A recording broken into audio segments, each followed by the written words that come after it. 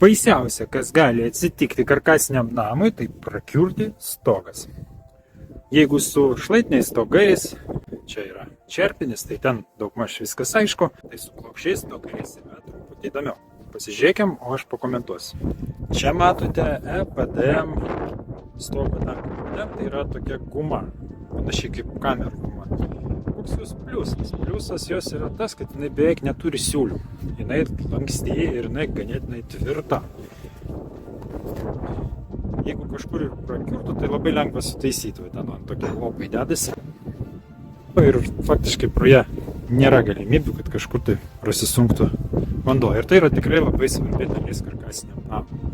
EPDM dangos trūkumai, tai yra kaina. Ir vėl čia mes tokie nenormalūs naudojam EPDM savo namams, kurie skirti pardavimui. Kodėl? Todėl, kad mes laikomės garantinių įsipareigojimų ir taisyti sugedusi stogą yra tai buvę, prisipažinsiu, bet tai buvo labai brangu. Todėl gavom pamokas, išmokom ir daugiau jų kartuoti nenorim. Ačiū už dėmesį.